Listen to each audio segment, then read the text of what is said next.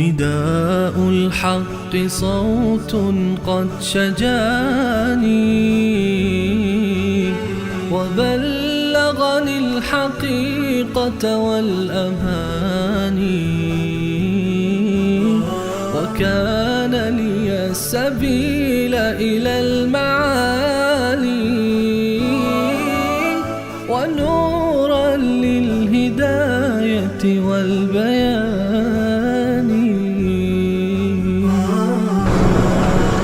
أعوذ بالله من الشيطان الرجيم. بسم الله الرحمن الرحيم. يا أيها المدثر قم فأنذر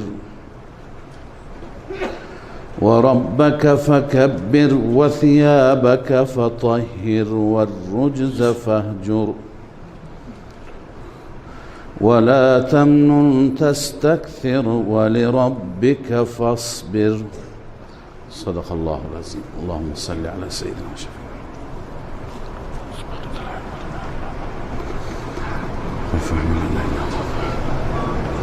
سوره مبارکه مدثر هست. ابتداءً ربط و مناسبت این سوره با سوره گذشته که ما در سوره قبل سوره مزمل خواندیم و رتل القرآن ترتیلا. خدای عزوجل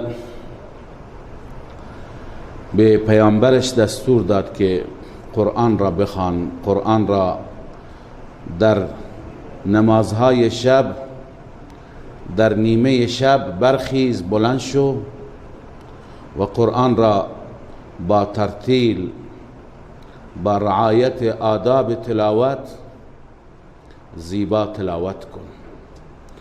و حال در سوره مدثر میخوانیم که نه تنها اینکه قرآن را تلاوت کن که نفع تلاوت و خیر تلاوت و سود تلاوت به خودت میرسد، بلکه برای دیگران هم قرآن را بیان کن، مطالب قرآن را و مسائل قرآنی را، دستورات قرآن را تبلیغ بکن، به دیگران هم برسان. پس در این سوره علاوه از اینکه انسان برای خودش باید تلاوت بکند، الله عزوجل به حبیبش، به پیغمبرش میگه برای دیگران هم تلاوت کن. در ارتباط با این آیات، آیات اولیه این سوره، تقریبا 6 آیه اولی که تلاوت شدند، نوشتند که این آیات هم جز اولین آیاتی هستند که بر رسول مکرم صلی الله علیه و سلم نازل شدند. البته اولین آیات بنابر تحقیق علما آیاتی هستند که در اول سوره علق هستند. اقرأ باسم ربک الذی خلق. بعد از آن یه زمانی و یک فاصله که در اصطلاح بهش فترة الوحی میگویند، در این زمان وحی نیامد و وحی بنابر مصالحی که الله بداند و آمادگی که در پیامبر عظیم الشأنش پیدا بشه، وحی قطع شد تا 3 سال. بعد از آن حضرت صلی الله علیه و سلم روزی مجددا تشریف بردند و به سوی همون غار رفتند، غار حرا رفتند که همون صدا را شنیدند. وقتی که آن حضرت نگاه کردند اطراف خودشون چیزی را ندیدند و به بالا که نگاه کردند، آسمان را نگاه کردند، جبرائیل امین را برای اولین بار به شکل حقیقی و به شکل اصلیش دیدند که تمام افق را در بر گرفته بود. از مشرق تا مغرب تمام افق به غیر از جبرائیل و پرهای جبرائیل چیزی دیگه پیدا نمی شد. آن حضرت صلی الله علیه و سلم وحشت زده شدند و افتادند و بعد از آن خانه آمدند و یک حالت تب به ایشون دست دادند. فرمودند به خدیجه رضی الله تعالی عنها دثرونی دثرونی، بر من چادری پتوی چیزی بیندازید که سردم هست. و آن حضرت لای چادر و پتو پیچیده بودند که این آیات نازل شد. الله عزوجل همون حالت را، همون شرایطی که آن حضرت داشتند که شرایط در چادر پیچیدن را داشتند، در پتو پیچیدن را داشتند، اون شرایط را الله عزوجل با همون حالت خطابش کرد. عیناً مثل این خطاب با محبت است. کسی را که شما ببینید که عزیز شما هست، دوستش دارید، در یک حالتی هست، با همون حالت صداش میکنید. مثلا در حالت خوردن غذا هست، شما به اون صفتی میدهید که یعنی تو داری غذا میخوری. مثل این که حضرت رسول صلی الله علیه و سلم سیدنا علی رضی الله تعالی عنه را دیدن که سرش را گذاشته بر زمین و روی خاک خوابیده. بهش گفتند قم یا ابا تراب. ابا تراب یعنی خاکی، کسی که روی خاک خوابیدی. چنان این لقب برای حضرت علی خوشایند بود و چنان زیبا بود که بعد از اون لقب حضرت علی ابو تراب شد. یک بار آن حضرت فرمودند.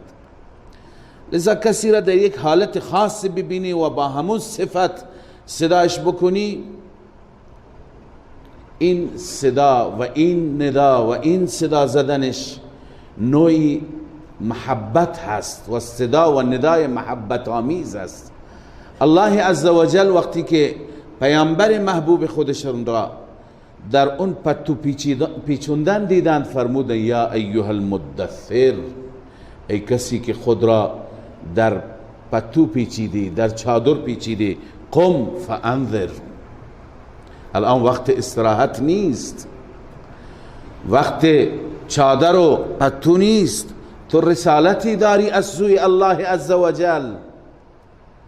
لذا برخیز و مردم را انذار کن، مردم را بیم بده، مردم را بترسان، از عذاب خدا بترسان، از فردای قیامتشون بترسان از شرک، به سوی توحید فرا بخوان. و ربک فکبر، و عظمت رب را، بزرگی رب را، کبریایی رب را برایشون بیان کن. ربک فکبر ای عظم ربک من الشرک، عظمت رب را بیان کن که این رب عظیم، این رب کبیر، این رب اکبر از شریک پاک است، شریکی ندارد، همراهی ندارد، همسری ندارد. لذا برو مردم را بترسان از عواقب شرک که مردم همه گرفتارند، همه مبتلا هستند. رسول اکرم صلی الله علیه و سلم از اینجا در واقع مسئولیت تبلیغ و مسئولیت رسالت خودشون را دریافت می کنند و صفاتی که اینجا برای پیغمبر نوشته شده، این صفات یک دعوتگر است. من و شما اگر میخواهیم دعوتگر باشیم، میخواهیم به سوی الله مردم را فرا بخوانیم، دعوت بدهیم، باید این چنین باشیم.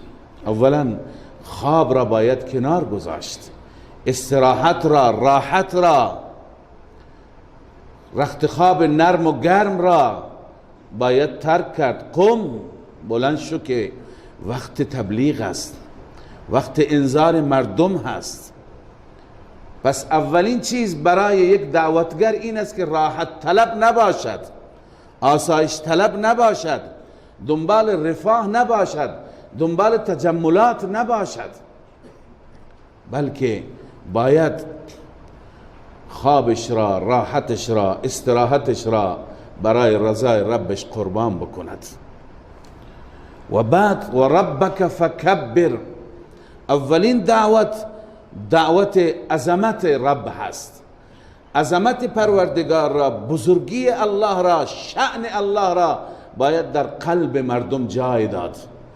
باید قلب مردم را از هر غیر الله خالی کرد و فقط الله را قرار داد و جای داد. ربک فکبر، ای عظم ربک من الشرک، در دلها شرک نباشد. و سومین وظیفه و ثیابک فطهر، لباست را پاک کن. لباس را پاک کردن چند معنی میتونه داشته باشه، چند تفسیر میتونه داشته باشه که همه تفاسیر و مفسرین اشاره کردن.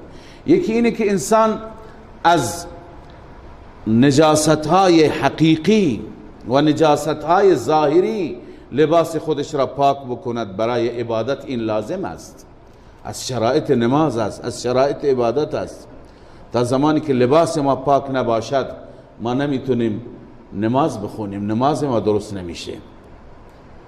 این معنا و این مفهوم هم میتونه باشه، یعنی برای عبادت باید لباست پاک باشه. اما بسیاری از مفسران اعتقاد دارند که مراد از لباس این لباسی که من و شما به تن میکنیم نیست. اینم درسته، ولی از قرینه، از سیاق، از ادامه آیات میفهمیم که مراد از لباس عمل است. خدای عزوجل برای مؤمن بهترین لباس چه لباسی را معرفی میفرماید؟ و لباس التقوا ذالک خیر. لباس التقوا پیراهنی نیست که من شما به تن بکنیم. لباس تقوا به اون عملی گفته میشه که من و شما اون را انتخاب میکنیم، اختیار میکنیم در زندگیمون. لذا منظور از این لباس عمل است، اصلاح عمل مراد است. و ثیابک فطهر، اصلاح عمل است. و الرجز فهجر، اصلاح عقیده است. این لباست را پاک کن، اعمالت خوب باشد. یک داعی، یک دعوتگر، یک کسی که مردم را به سوی خدا فرا میخواند، اول باید خودش از نظر عملی الگو باشد. بزرگترین عابد، بزرگترین زاهد، بزرگترین انسان با تقوا، انسان با اخلاق، انسان با مرام، تمام اعمالش درست باشد، مطابق قرآن باشد، در وجودش بغض، حسد، کینه، غیبت، دروغ، بهتان، از این مسائل خبری نباشد. و الرجز و ثیابک فطهر، لباست را پاک کن، لباس تقوا بپوش و لباس عمل بپوش. و الرجز فهجر، و نجاست را ترک کن. نجاست، بزرگترین نجاست شرک است. الله عزوجل به مشرکان می فرماید یا ایها الذین آمنوا انما المشرکون نجس. مشرکان نجس هستند. پس بزرگترین نجاست شرکه. پس معنیش اینه که شرک را ترک کن، عقیده را اصلاح کن، عقیدت را درست کن. از هر آن چیزی که الله عزوجل را راضی نمی کند دوری کن. پس و بعضی گفتن و الرجز به معنی الاوثان، بت‌ها را ترک کن. و اونم یه نوع نجاستی هست، نوع شرک هست. لذا الله عزوجل می فرماید که هم عملت را درست کن، هم عقیدت را درست کن. تو موحد باش، یکتا پرست باش، عامل باش، با تقوا باش، خدا ترس باش و برو به سراغ مردم و مردم را هم به این سمت و سو دعوت کن. ولا تمنن تستكثر، اخلاقت را هم درست کن. یه داعی هم باید عقیدهش خوب باشد، هم عملش خوب باشد، هم اخلاقش خوب باشد. اینجا الله فرموده منت نگذار، ولا تمنن، چون منت گذاشتن نوعی بد اخلاقی هست. امکان داره کسی برای شما خدمتی کرده، شما را قرآن یاد داده، فرزند شما را تعلیم داده، بعد بگه که من بودم و من این همه برای شما زحمت کشیدم. این منت گذاشتن. منت کسی که بالخصوص برای دین خدا کار میکند، این منتش بی فایده هست، این منتش بی جا هست. لذا الله میفرماید ولا تمنن، بر تبلیغ منت نگذار که تستکثر، از این طریق زیاده طلبی بکنی. زیاده طلبی چی؟ بعضی استکثار مال گفتن، بعضی استکثار مقام گفتن، که منت بگذاری جایگاهت را ببری بالا، شخصیتت را ببری بالا، یا نه بخواهی مال جمع بکنی. هر دو درست نیست. داعی نباید به فکر مقامش باشه و همچنین نباید به فکر مال باشه که من خدمت میکنم کسی به من پولی بده، کسی به من شهریه‌ای بده، خلعتی بده. لذا الله عزوجل میفرماید که در راه خدا هم عملت خوب باشه، هم اخلاقت خوب باشه، هم عقیدت خوب باشه. و اگر در این راه نابرابری آمد، ناملایمات آمدند، ولربک فاصبر، به خاطر پروردگارت صبر کن، تحمل کن. دعوتگر باید صبور باشد، در مقابل مشکلات نباید عقب نشینی بکند، نباید خوف و هراس داشته باشد.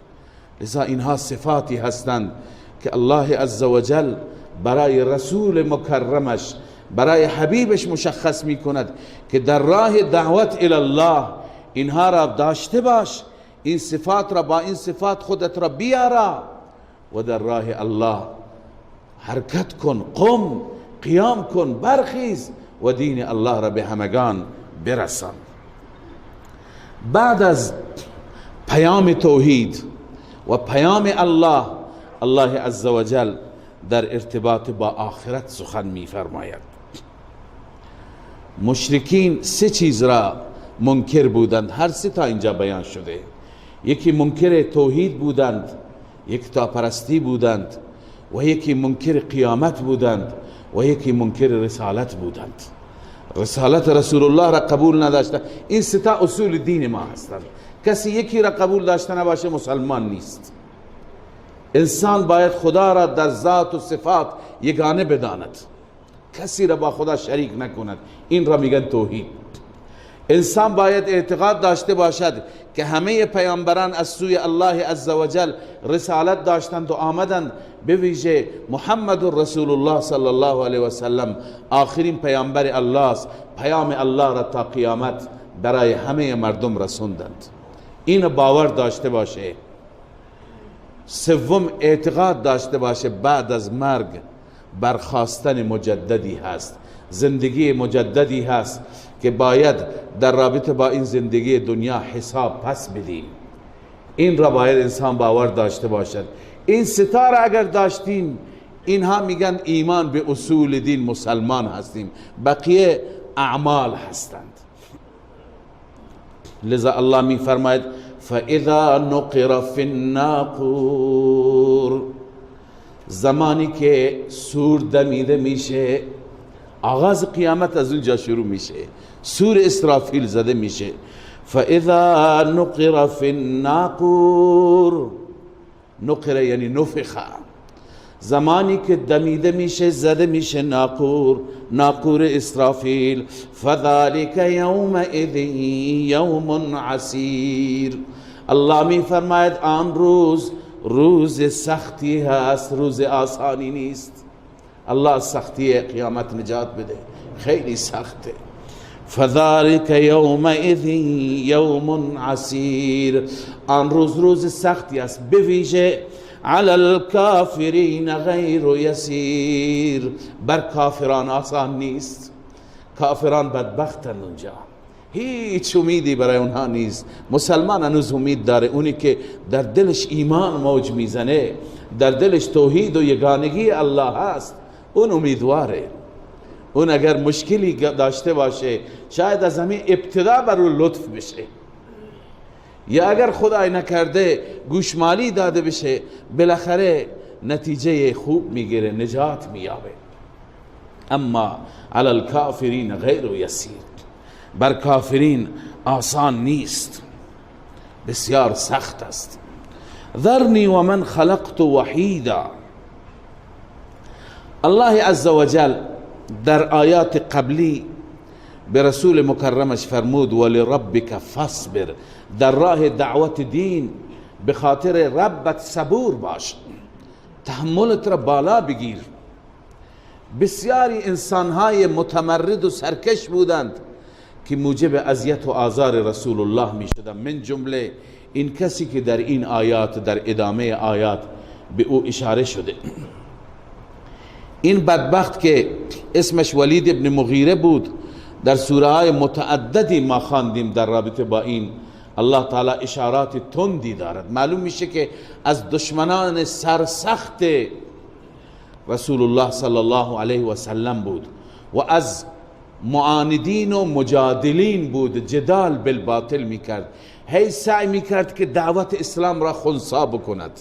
یکی از یک کافر معمولی میگه من قبول ندارم، اما یکی از هی مبارزه میکنه، هی تبلیغات میکنه. مغز متفکر مشرکین بود ولید ابن مغیره، انسانی که اون خودش را باسواد میگفت، خودش را جهان دیده میگفت، تمام جهان را میگفت من دیدم، من هم ایران را دیدم، هم روم را دیدم، هم شام و یمن رفتم، همه جا رفتم، با فرهنگا آشنا هستم، میدانم که این کلام را از کجا آورده و العیاذ بالله از کجا سرقت کرده. کلام هر شاعری باشد، سخن هر گوینده باشد، من تشخیص میدم، من مچ دستش را میگیرم، من دستش را رو میکنم. این میگفت. اما وقتی که خدمت رسول الله صلی الله علیه و سلم آمد، آن حضرت صلی الله علیه و سلم برایش آیاتی خواند، هم خطبه خواند، خطبه معروف که من یهده الله فلا مضل له و من یضلله فلا هادی له، این خطبه را رسول الله خواند و هم آیاتی از کلام الله مجید خواند. این انسان پر ادعا، این کسی که می گفت من با همه فصاحت ها و بلاغت ها و فرهنگ ها و تمدن ها آشنا هستم و دستش را رو می کنم، این منقلب شد، تعجب کرد این چه کلامی است، حالش به هم خورد، برای لحظات گیج شد، هیچ چیزی نگفت و بعد از اون تا چند روز سکوت کرد. احساس میکرد این کلام بشر نیست، میخواست بیاید به طرف ایمان. معروف شد که ولید متأثر شده، ولید داره مسلمان میشه. ولید سکوت محض بدنش را فرا گرفته بود، وجودش را فرا گرفته بود. آخر ابو جهل و بقیه سرداران احساس خطر کردن. یه روزی از همین روزهایی که ولید داشت فکر میکرد، قرآن هم درباره فکرش صحبت میکنه، انه فکر و قدر. ولید داشت فکر میکرد که چیکار بکنه. ابو جهل رفت خانه اش، گفت که ما ملت قریش تصمیم گرفتیم برای تو پول جمع‌آوری بکنیم. یک کسی بود که خیلی سرمایه‌دارم بود، هم باسواد بود، هم سرمایه بسیار زیادی داشت. میخواست طعنه‌اش بزنه، از راه تعصب میخواست وارد بشه. لذا گفت میخوایم برای پول جمع بکنیم، مثل اینکه فقیری پول نداری. گفت چطور مگه؟ من چه چیزی کمبود دارم، چه کمبودی دارم که شما میخواید برای ما پول جمع آوری بکنی؟ گفت آخر میبینیم که تو هم میخوای بری و برده محمد بشی، غلام محمد بشی، مشکل داری، پول کم داری، ما بهت بدیم. مرد حسابی، تو یکی از سرداران هستی، تو جایگاه خودت را نمیدونی؟ از این راه وارد شد، تو شخصیت خودت را فراموش کردی. گفت آخه چی کار بکنم که میترسم اگر واقعا کلام خدا باشد عذابش سخته. ابو جهل گفت اگر عذابی بود به گردن من عذاب تو را میکشم، ولی نکن این کار را. جمله بگو، چیزی بگو که مردم دارن متأثر میشن بر علیه محمد. گفت چی بگم؟ گفت بگو شاعر هست، کاهن هست، هر چی. گفت سوگند به خدا که کلامش با کلام شاعران هیچ مشابهتی ندارد. گفت پس یه چیزی بگو. گفت باید فکر بکنم. خلاصه اول به طرف ایمان داشت می آمد، اما با این جلسه و با این تحریک و با این تعصبات کم کم فاصله گرفت. آخر گفت که جادو هست، جادو هست که در انسان تأثیر میگذارد و حتی من هم متأثر کرد. منم برای لحظاتی، برای روزهایی، برای ایامی متأثر شدم. لذا به این صورت مبارزه کرد با قرآن مجید و مردم را و فکر مردم را به بیراهه کشید. الله عزوجل اینجا تهدید میکنه این بدبخت را و امثال این را، تمام کسانی که در مقابل قرآن هستند، امروز هم کسانی که بر علیه قرآن تبلیغات میکنند. دشمنی قرآن خیلی سخته. هستند گروهایی تو این ماهواره ها نشستن، شب و روز آیات قرآن را میخوانند، ترجمه فارسی حتی میکنند، بعد از اون ایرادات میگیرند. اینجا قرآن از نظر تاریخی دچار اشتباه شده، اینجا این اشتباه علمیش هست. افرادی کتاب هم نوشتند، لذا ولیدها زیاد هستند. به این خاطر ما هیچ وقت آیات را منحصر به فرد خاصی نمی کنیم. لذا الله می فرماید ذرنی ها. این ولید وقتی که ابو جهل گفت که چت شده، چرا متأثر شدی، کلامی گفت که علامه قرطبی این کلامش را برای ما نقل کرده. گفت والله لقد سمعت منه کلاما، سوگند به خدا که من از محمد سخنی شنیدم که ما هو من کلام الانس، این کلام انسان نیست، ولا من کلام الجن، و کلام جنم نیست، نه کلام انس و نه کلام جن. و ان له لحلاوه، کلام این یک شیرینی خاصی دارد. و ان علیه لطلاوه، و یک لذت خاصی دارد و تأثیر خاصی بر وجود انسان دارد. و ان اعلاه لمثمر، اعلای این کلام تشبیه میده به یک درختی، بالایش را نگاه میکنی پر از میوه هست. و ان اسفله لمغدق، پایینش را نگاه میکنی پر آب است. درخت وقتی که پایینش عرض کنم که آب باشد و ریشه هایش کاملا در آب باشه، مشخصه چه ثمری میده، چه نتیجه داره. و انه لیعلو ولا یعلى علیه، این بر هر کلامی پیروز میشه، غالب میشه و هیچ چیزی بر این غالب نیست. و ما یقول هذا بشر مثل این نمیتونه سخن بگه. این از سخن بشر بالاتر است، از گفته بشر بالاتر است. لذا بعدا این بدبخت کفر کرد.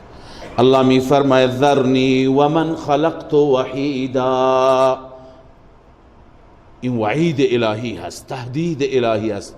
مرا بگذارید با اون کسی که من تنها او را آفریدم.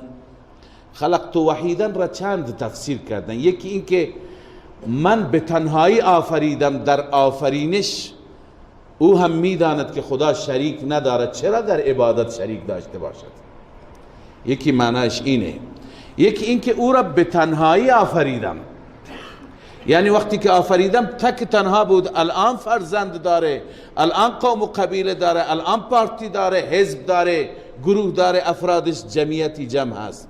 اون زمان تنها بود، حتی لباس هم نداشت. فراموش کرده اون روز عجز و ناتوانی خودش را. تنها آفریدمش که او تنها بود. و بعضی گفتن وحید معنیش هست یعنی یک کتاز میدان، این خودش را وحید می گفت، یعنی بی‌نظیر، مثل این کسی نبود، حریف نداشت، یک کتاز بود. لذا این خودش لقب خودش را گذاشته بود. الله عزوجل تمسخرا و استهزاء او را میگه اون کسی که من او را یک کتاز آفریدم بگذارید که من به حسابش برسم. و جعلت له مالا ممدودا، اون انسانی که من قرار دادم برای او مال فراوان، این همه مال من الله بهش دادم، از کجا این مال ها را آورده؟ و بنین شهودا، و فرزندانی که حاضر باشند. شهودن یعنی حاضرند. بعضی ها فرزند خدا بهشون داده ولی فرزندان دنبال زندگی خودشون هستن، با پدر کاری ندارن. پدر اینجا ایران زندگی میکنه، یک فرزندش لندنه، یکی آمریکا است، یکی نمیدونم اون گوشه دنیاست. خب دلش خوش فرزند دارم، ولی فرزند هیچ وقت به دردش نمیخوره، بازو و عصای برای پدر نمیشه. امکان داره وقتی پولی چیزی بفرسته ولی دیگه دردی نمیخوره. اما یه پدری هست که چند تا فرزند داره، همه فرزندان حاضر و آماده.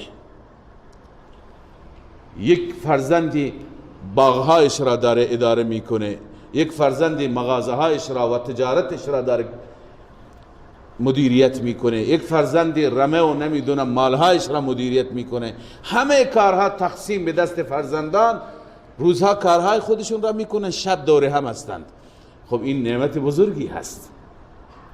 لذا ولید را میگن 10 تا پسر داشت، خدا بهش زیاد داده بود نعمت، ولی ناقل بود بدبخت. 10 تا پسر داشت، همه فرزندانش تمام کارها و امورش را، هم امور تجاریش را انجام میدادن، هم امور خانهش را انجام میدادن، هم مالی چیزی داشت، گوسفندی، شتری، همه کارها به دست فرزندان خودش بود. لذا الله میفرماید این انسانی که من بهش مال فراوان دادم و بنین شهودا، و فرزندانی که حاضر باشند، همیشه آماده باشند، من بهش دادم. و مهدت له تمهیدا، و برای او تمهیداتی هم آماده کردم. یعنی چی؟ یعنی بهش جایگاه دادم، پست دادم. برای خودش کسی هست، مردم را به عنوان یک سردار، به عنوان یک کت خدا، به عنوان یک بزرگ میدانند.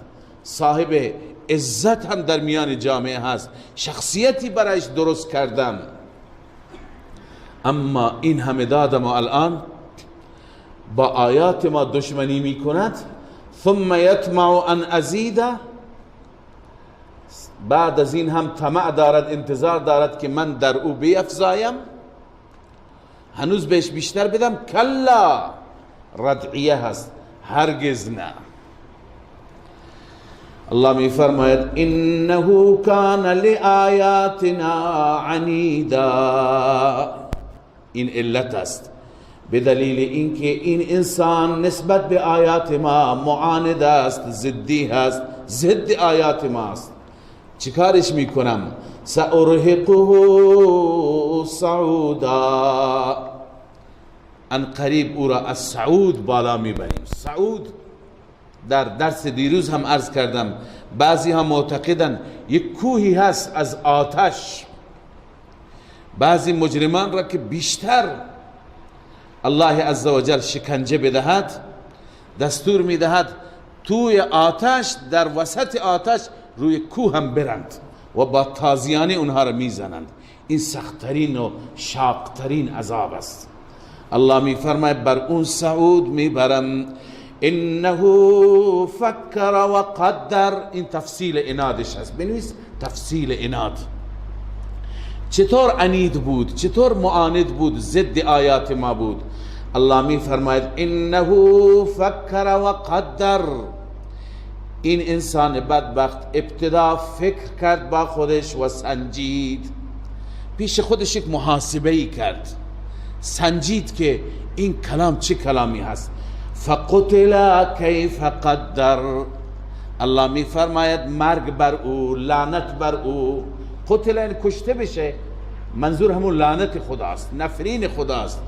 لعنت بر او. کیف قدر، چگونه بد سنجید. ثم قتل کیف قدر، سپس لعنت بر او، چگونه بد سنجید. به جای اینکه بیاید به طرف هدایت، به جای اینکه خدای عزوجل اون نور هدایت را بهش نشان داد که بیاید به طرف هدایت، اما این تعصب غالب شد، عناد غالب شد، تکبر غالب شد که مشرکین مکه عارش دادند. ثم نظر، سپس نگاه کرد. ثم عبس و بصر، بعد از اون عبوس شد. عبسه عبوس شد و بصر، چهرهش در هم گرفته شد، در هم پیچید، چهرهش هم عبوس شد و هم در هم بر هم شد. ثم ادبر و استکبر، سپس به جای اینکه بیاید به طرف ایمان، بیاید به طرف هدایت، ادبر، پشت داد و استکبر و تکبر کرد، رفت به طرف کفر.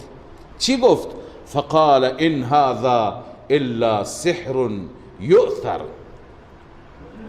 نیست مگر این نیست مگر جادویی بود. یؤثر، ینقل، نقل شده از جاهای دیگه. این جادویی هست که از بلاد دیگه این را آوردند و انسان را متأثر می کند، دگرگون می کند. میخواست توجیه بکنه حالت خودش را که اگر من هم متأثر شدم چون جادو بر من اثر کرد. ان هذا الا قول البشر، این نیست مگر قول بشر است. این سخن بشر است، سخن خدا نیست. الله عزوجل از اینجا به بعد برایش وعید بیان می کند. بعد از اینکه به این نتیجه رسید، الله می فرماید سأصلیه سقر، من ان قریب او را به سقر داخل می کنم. سقر نامی از نامهای جهنم هست. الله می فرماید او را در قعر سقر، در وسط جهنم می برم. و ما ادراک ما سقر، خبرداری میدانی سقر چی هست؟ و ما ادراک استفهام تحویلیه، ایجاد حال، میدونی سقر چیه؟ لا تبقی ولا تذر، هیچ چیز را باقی نمی گذارد و هیچ چیزی را ترک نمی کند. انسان را، همه جای انسان را می سوزد، هیچ جای از بدن را باقی نمی گذارد. لواحة للبشر، سوزنده پوست هست، پوست را می کند، پوست انسان را هم از بین می برد. علیها 19، بر اون سقر 19 تا فرشته هستند. این عدد 19 امتحانی هست. خود آیه در ادامه می فرماید این امتحان الهی است. چرا 19؟ والله اعلم. باز 19 عددشون 19 هست، یا 19 گروه هستند، 19 گردان هستند، والله اعلم. الله که گفت فرموده 19 تا، ما هم ایمان داریم 19 تا، بیشتر نمی پرسیم. اگر تفصیل آمده باشد میگیریم، اما جای تفصیلش نیامده. اما خدای عزوجل می فرماید این عدد 19 هم امتحانی هست. به وسیله این عدد بعضی گمراه میشن، مثل مشرکان که مسخره کردند، گفتن عجب، پس اونجا همش 19 تا فرشته هست، کی میتونه حریفشون باشه؟ ابو جهل گفت بچه های قریش، جوانان قریش، شما نمیتونید حریف 19 تا بشید؟ یکی که خودش را قهرمان میدانست به نام ابو الاشد ابن اسید جمحی اون گفت من به تنهایی 17 تا را جواب میدم، 2 تا دیگر را بقیه جوانان قریش میتونیم اونها را دستگیر بکنیم. حتی به این صورت مسخره میکردند، گمراه شدند. خب برای بعضی این عدد گمراه کن بود از این جهت که مسخره کردند. برای بعضی مثل ما مسلمان ها که به هر کلام الله ایمان و اعتماد داریم، برای ما موجب هدایته. ما میگیم آمنا و سلمنا، هرچی رب ما فرموده و هرچی که مراد رب ما هست حق است، ما ایمان داریم، قبول داریم. برای ما سبب هدایت بیشتر میشه، برای اونها سبب گمراهی بیشتر میشه. و همچنین برای اهل کتاب این 19 اگر اونها عینک تعصب را کنار بگذارن هم سبب هدایت میشه، چون این عددی هست که الله اشاره میکنه با این عدد اونها آشنا هستند. تو کتابهای اونها هم همین عدد 19 هست، در تورات و انجیل هم همین عدد ذکر شده. لذا الله می فرماید علیها 19، بر آن جهنم 19 تا هستند.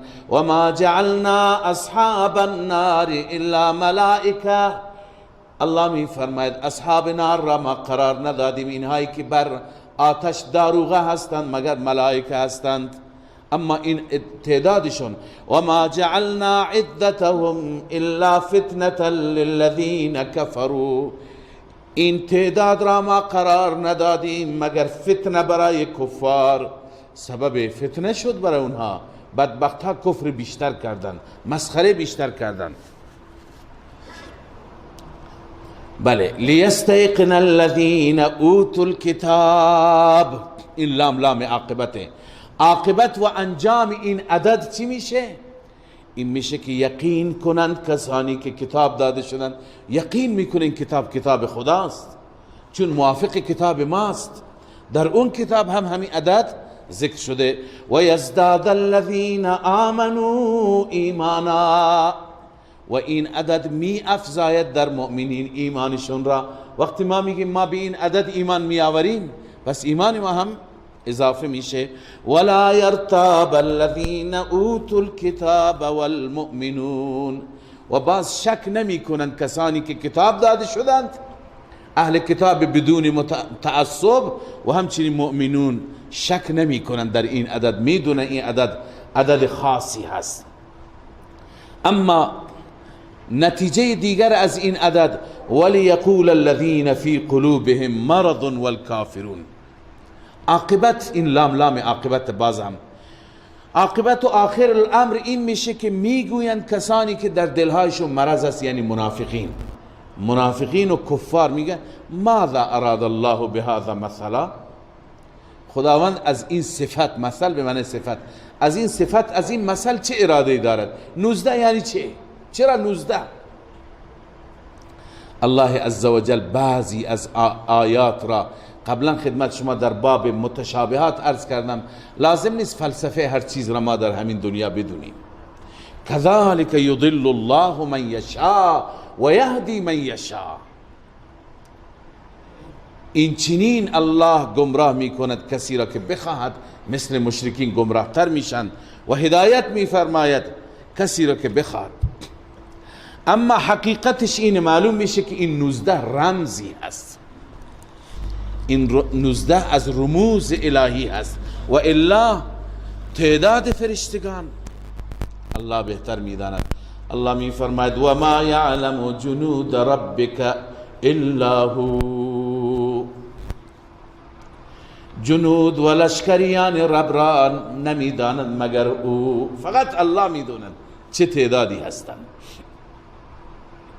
فقط در یک روایتی من خدمت شما در سوره مومن اون روایت را عرض کردم و ذکر کردم که وقتی که فرشتگان الذین یحملون العرش و من حوله، تحت این آیه اونجا نوشتن علما که تعداد فرشتگان الله بهتر میداند. فقط در روایت آمده که در بیت المعمور موازی بیت الله هست. اینجایی که بیت الله در مکه مکرمه قرار دارد کاملا موازی و روبروی این بالاتر از آسمان ها، آسمان هفتم یه جایی هست محل طواف فرشتگان. جای بسیار وسیع هست، اسمش هست بیت المعمور. در اون بیت المعمور هر روز 70,000 فرشته طواف میکند، هر روز. و این 70,000 نفر دیگه تا قیامت نوبت بهشون نمیرسه، همین یک بار. آجی ما اهل سعادت سال یک بار میره، 2 سال یک بار میره، اون فرشته دیگه تا قیامت بهش نوبت نمیرسه، اونم هر روز، نه اینکه مثل ما سال یک بار، هر روز. شما الان بسنجید، از عقل خیلی فراتر این بس که تعدادشون چقدر هست. و ما یعلم جنود ربک الا هو، لشکریان رب را هیچ کس نمیداند مگر خود الله میداند. و ما هی الا ذکرى للبشر. و ما هی بحث سقر آمد، نه؟ الله فرمود که من این دشمنم را در سقر داخل میکنم که بر سقر 19 تا هستند. میفرماید الله و ما هی الا، نیست این ذکر سقر مگر پندی هست، تذکری هست برای بشر. حال الله عزوجل بعد از این در رابطه با جهنم، چون بحث جهنم آمد، در رابطه با جهنم الله عزوجل میفرماید، الله میفرماید کلا عند شیخ حسین علی رحمه الله میفرماید این کلا ردعیه نیست، این کلا به معنی حق هست. کلا یعنی حقا، یعنی شک نکن، حقیقت اینه. کلا والقمر، سوگند به ماه شاهد است، واللیل اذ ادبر، و همچنین سوگند به شب وقتی که ادبر پشت میدهد. شب که پشت بدهد چی میاد؟ سپیده، صبح میاد، نه؟ یعنی خداوند هر جا سوگند به نور میخورد. واللیل اذ ادبر، شب وقتی که پشت بدهد، بعد از او چی میشه؟ والصبح اذا اسفر، صبح وقتی که روشن میشه. انها لاحدى الكبر، همانا این جهنم سقر، لاحدى الكبر، یکی از آیات بزرگ الله است. به اعتبار انذار بنویسید، از آیات الهی هست، به اعتبار انذار که ما را می ترساند. باید تک تک از جهنم بترسند. لاحدى الكبر نذیرا للبشر، الله می فرماید این ترساننده بشر است. برای ترس بشر این مطالب گفته شده. لمن شاء منکم ان یتقدم او یتأخر، برای هر کسی که بخواد، تمام مکلفین. چی میخواد؟ ان یتقدم، جلو بیاد یا عقب بره. یتقدم الى الاسلام او یتأخر عن الاسلام. یعنی خدا میفرماید من ذکر جهنم را آوردم تو قرآن، یکی از کبر هست، یکی از انذارهای بزرگ هست که شما بندگانم را بین بدهم، بترسانم. الان شما اختیار دارید. لمن شاء منکم ان یتقدم، هر کسی میخواد بیاد جلو به طرف اسلام، به طرف ایمان، به طرف توحید. و هر کسی نمیخواد یتأخر، یعنی از اسلام فاصله بگیره. فمن شاء، در جای دیگه الله فرموده فمن شاء فلیؤمن و من شاء فلیکفر، هر کسی دوست داره ایمان بیاره، هر کسی دوست داره کفر بکنه، ولی این را هم حلقه گوشش بکنه، آویزه گوشش بکنه که انا اعتدنا للظالمین النار، برای کافرین ما آتش آماده کرد. لذا اختیار با خودتون. لذا اینجا هم الله می فرماید من جهنم را و ذکر جهنم را در قرآن آوردم که این یکی از کبر است، یکی از انذارهای بزرگ هست برای کسی که میخواد ان یتقدم، بیاید به سوی اسلام، او یتأخر، یا فاصله بگیره، عقب بکشه خودش را. در روز قیامت هر انسانی گرفتار عملش است.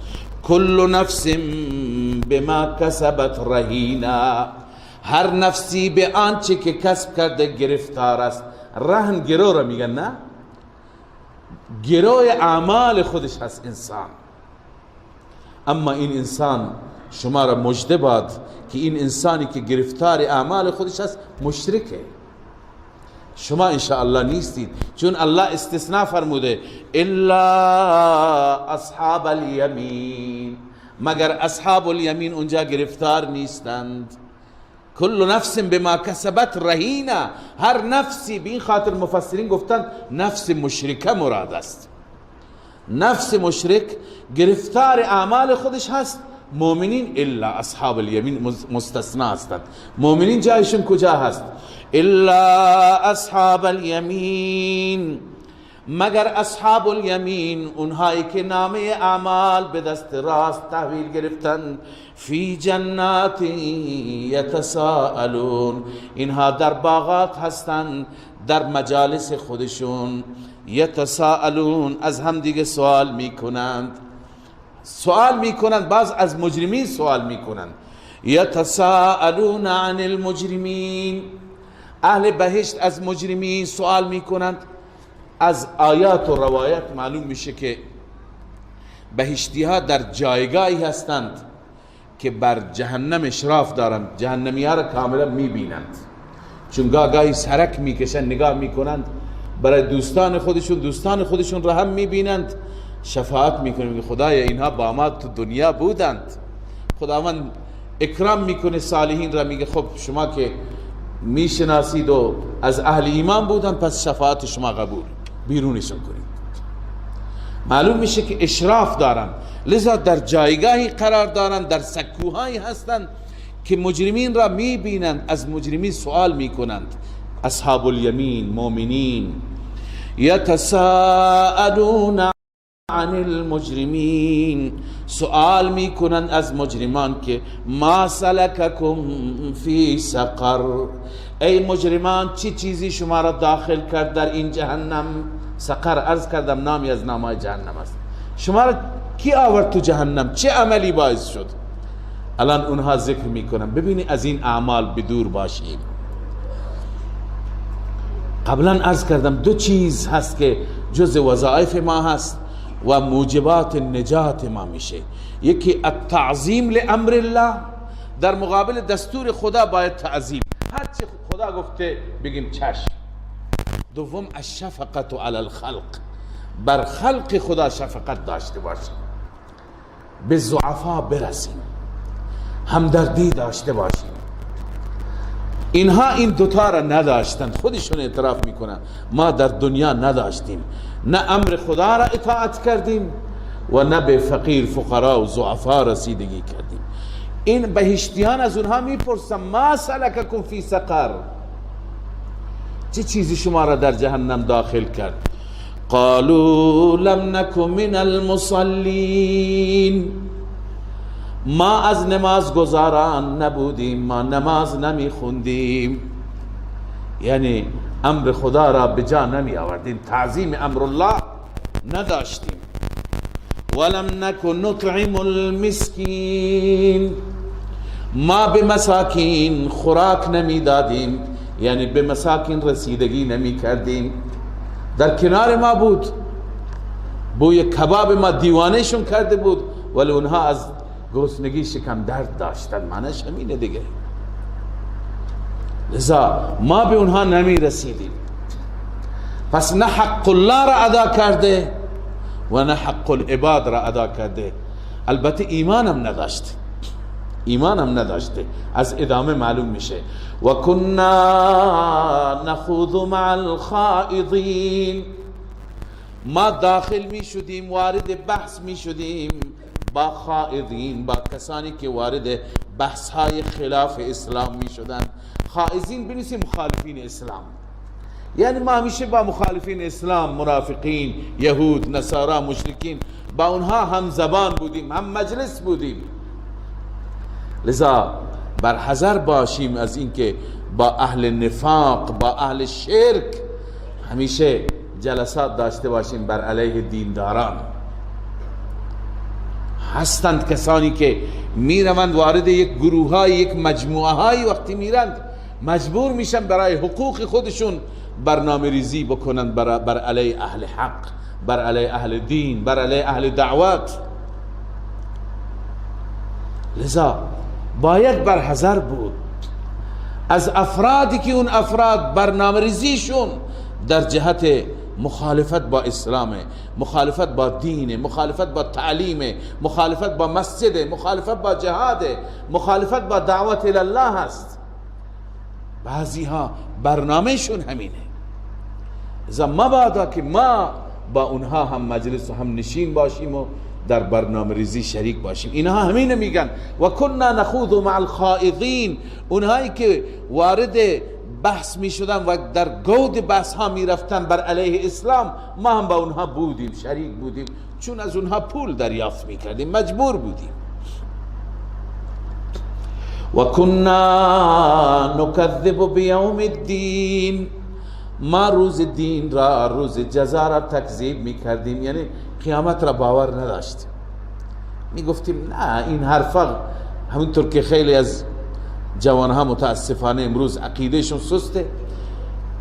بعضی پدران شکایت میکنن وقتی که بهشون گفته میشه این کارا را انجام بده، میگه حرفا قدیمی شده، الان وقت دور جدید است، الان زمان تکنولوژی هست، به طرف بحث‌های دیگه بریم. اصلا از خدا و نماز و قیامت خبری در دلشون نیست، باور ندارن. بعضی ها باور ندارن ولی به زبان جرأت نمیکنن بگن. اینها اونجا میگن و کنا نکذب بیوم الدین. ما روز جزا را، روز قیامت را تکذیب میکردیم. حتی اتانا الیقین، حتی که موت آمد، مرگ آمد، بعدا متوجه شدیم که اینا راست بود. الان الله میفرماد اینا چون ایمان نداشتن هیچ شفاعتی برای اینها مفید نمیشه. فما تنفعهم شفاعت الشافعین.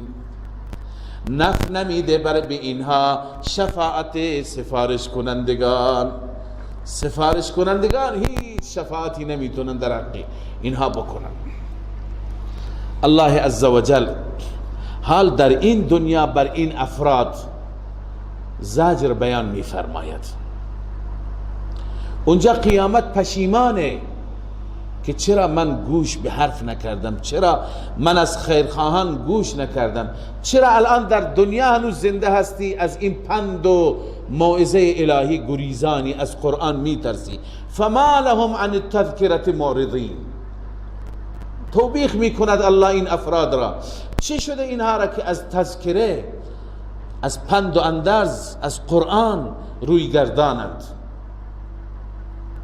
چنان از قرآن و از صدای قرآن تنفر دارند که کأنهم حمر مستنفره فرت من قسوره. گویا اینها الاغ وحشی هستند. حمر الاغ وحش را میگن، گورخر به اصطلاح، که معروف هست. فرت من قسوره، همین که غرش شیر بشنود چنان فرار میکند که اصلا پشت سر نگاه نمی کند. فرت اون الاغ وحشی، اون گورخری که فرار میکند من قسوره، از غرش شیر، از آواز شیر. تو جنگل وقتی که شیر یک بار بغرد او دیگه تا جایی که میتونه فرار میکنه. اینها در دنیا همین طور هستند، از قرآن روی گردانند، جایی که صدای قرآن اینها فرار میکنند تا نشنوند. چرا؟ بل یرید کل امرئ منهم ان یؤتی صحفا منشره.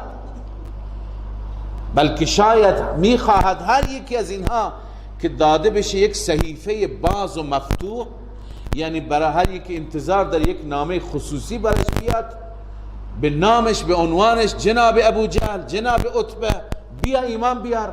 این انتظار را دارد به صورت خصوصی؟ کلا، هرگز چنین نیست.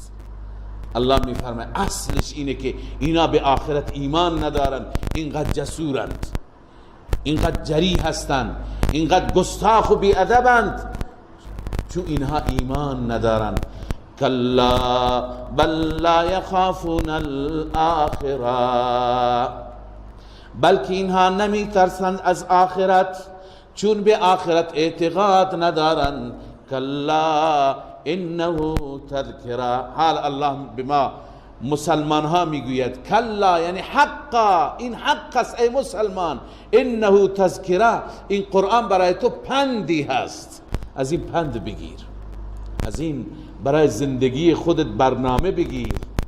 فمن شاء ذکره، هر کسی میخواهد ذکره، این را یاد کند، مطالبش را بیاموزد، مطالبش را بگیرد. و ما یذکرون الا ان یشاء الله، الله می فرماید یاد نمی کنند از این قرآن، پند نمی گیرند مگر اینکه خدا بخواهد. هو اهل التقوى و اهل المغفره، خداوند اهل تقوی و اهل مغفرت است. یعنی اهل تقوی یعنی چی؟ یعنی خداوند اهلیت این را دارد و صلاحیت این را دارد که از او باید بترسیم. اهل التقوی یعنی اهل این که از او ترسید. چنانچه حضرت انس رضی الله تعالی عنه روایت از رسول الله صلی الله علیه و سلم روایت می‌فرماید در تفسیر همین آیه که نمیدونستن صحابه که خداوند اهل تقوا است یعنی چی. چون ما انسان ها میتونیم اهل تقوا باشیم، مثلا شما اهل تقوا یعنی متقی هستید، خدا اهل تقوا است یعنی چی؟ عن انس ان رسول الله صلی الله علیه و سلم قال فی هذه الايه، رسول الله صلی الله علیه و سلم درباره این آیه فرمود قد قال ربكم انا اهل ان اتقى، من اهل این هستم که از من بترسن مردم. فلا یجعل معی اله، با من هیچ معبود و الهی را شریک نگیرن. فمن اتقانی، پس هر کسی از من ترسید، فلم یجعل معی الها آخر، با من الهی دیگر را شریک نساخت، فانا اهل ان اغفر له و اهل المغفره، من اهل این هستم که او را ببخشم. این را روح المانی آورده به آدرس مسند امام احمد، ترمذی، حاکم نیشابوری، نسائی، ابن ماجه، در همه این کتابا این حدیث آمده که الله میفرماید من اهل این هستم که مردم از من بترسند و با من معبودی دیگر را شریک نسازند. هر وقتی که از من ترسیدن من اهل مغفره هستم، من اونها را میبخشم. الحمد لله رب العالمين والعاقبة للمتقين والصلاة والسلام على سيدنا وحبيبنا ومولانا محمد وعلى آله وصحبه أجمعين. يا حي يا قيوم برحمتك نستغيث، أصلح لنا شأننا كله ولا تكلنا إلى أنفسنا طرفة عين. اللهم إنا نسألك البر والتقوى ومن العمل ما ترضى. اله العالمین، پروردگارا اون ایمانی که مطلوب تو هست و مورد رضای تو هست نسبت به توحید و نسبت به رسالت و نسبت به قیامت نصیب ما بفرما، و اون عملی و اون اعمالی که تو راضی میشی و تو انتظار داری از بندگانت، اون اعمال را نصیب ما بگردان و ما را صاحبان توفیق برای اون اعمال بگردان. پروردگارا اخلاقی که تو از ما میخواهی و در کلامت از تعریف کردی از اون اخلاق، ما را متصف به اون اخلاق بگردان. مولا این آیات را که میخوانیم توفیق عمل به این آیات عنایت بفرما. عقیده آخرت را، عقیده معاد را و عقیده بعث بعد الموت را در ریشه های دل ما جای بده. پروردگارا در روز قیامت ما را از اصحاب یمین بگردان، ما را از اونهایی بگردان که با دیدار ربشون لذت میبرند. ما را دیدار خودت را نصیب ما بگردان، رضای خودت را نصیب ما بگردان. مولا از ما راضی باش، از ما خوشنود باش، به اعمال ما و به غفلتهای ما نگاه نکن. اله العالمین، از ما را بندگان مرضی بگردان و از ما راضی و خوشنود باش که با رضایت در دنیا زندگی بکنیم و با رضایت از این دنیا بریم و با رضایت وارد بهشتت بشیم. اله العالمین ما را دیندار بگردان، ما را با تقوا بگردان، ما را با ایمان بگردان، ما را از بندگان مخلص و صالحت بگردان. اله العالمین پروردگار، از گناه، از معصیت، از بدعت، از خرافات، از هر آنچه که تو را ناراضی می کند ما را توفیق اجتناب و دوری عنایت بفرما. اله العالمین پروردگار مشکلات ما را حل بفرما، مشکلات دینی را، مشکلات دنیوی را، همه نوع مشکلات را حل بفرما. گذشتگان ما را غریق رحمت بفرما، بالخصوص اساتید، مشایخ، پدران و مادران ما که رفتند، روحشان را شاد بفرما و درجاتشان را در جنت الفردوس بلند بفرما. ما را، خاتمه ما را هم با ایمان بگردان و ما را در زمره اهل بهشت قرار بده. پروردگارا بر ما فضل بفرما، بر ما لطف و احسان بفرما، ما را جز محرومین قرار نده، ما را مردود در بارت قرار نده، ما را از مقبولین قرار بده. اله العالمین مقبولیت نصیب بفرما و شرایط و صفات مقبولین را در ما پیدا بفرما. اله العالمین طاعت و بندگی های شکسته ما را قبول بفرما و ما را بیشتر توفیق بده، از اهل توفیق بون بگردان. پروردگارا رب خاتمه همه ما را با ایمان بگردان و آخرت ما را آباد بگردان. تمام عزیزانی که تقاضای دعا کردن، برادران، خواهران، برای هر مقصدی، برای هر حاجتی، مولا حاجاتشون را برآورده بفرما، دعاها را قبول بفرما، فریادهای دل را بشنو و اجابت بفرما. ربنا تقبل منا انك انت السميع العليم وتب علينا انك انت التواب الرحيم. آمين برحمتك.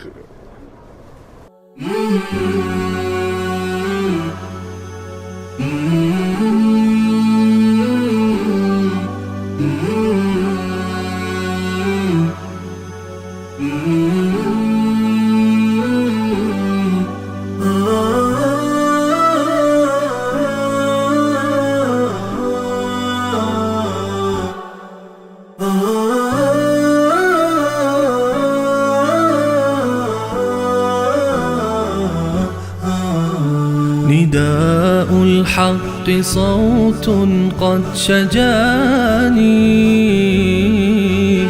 وبلغني الحقيقة والأماني، وكان لي السبيل إلى المعالي ونورا للهداية والبيان.